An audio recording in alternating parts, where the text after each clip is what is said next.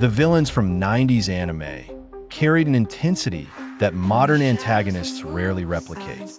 Their presence felt heavier, their motives more unsettling, and the atmosphere surrounding them created a sense of dread that stayed with viewers long after the episode ended. Stories from that era embraced darker, more mature themes without hesitation. Writers explored cruelty, existential fear, and moral collapse in ways that pushed boundaries, making villains feel genuinely dangerous rather than simply dramatic or flashy.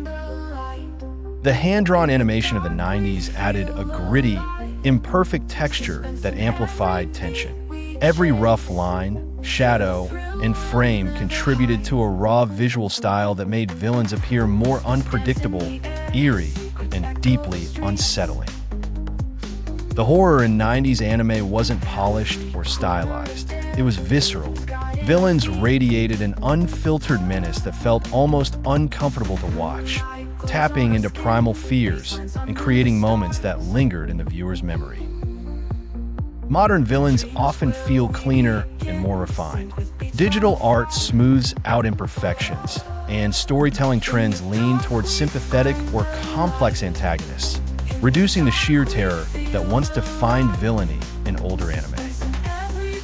Sometimes the polished look of today's animation works against the emotional impact.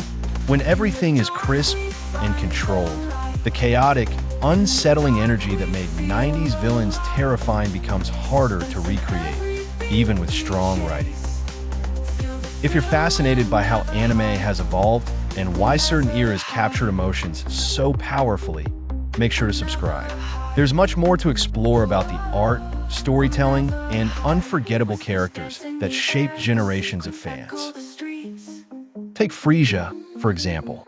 His cold, detached aura wasn't just intimidating, it was chilling. Every gesture, every line delivery, and every transformation reinforced a villain who embodied pure cruelty without needing elaborate backstory justification. Villains of that era didn't hide behind moral ambiguity. Their evil felt unfiltered and absolute, creating a sense of danger that modern antagonists rarely match. They weren't misunderstood. They were terrifying forces of destruction. Even the cel-shaded animation contributed to the fear. The stark contrasts, heavy shadows, and bold colors made villains appear larger than life, enhancing their threatening presence and making every confrontation feel monumental. The 90s art style still wins when it comes to evoking dread. Its imperfections created atmosphere, its bold lines emphasized intensity, and its analog nature gave villains a haunting quality that digital animation struggles to replicate. There's also a nostalgic terror tied to that era. Fans remember watching these villains late at night, often too young to fully process the darkness on screen, which made the fear feel even more real and unforgettable.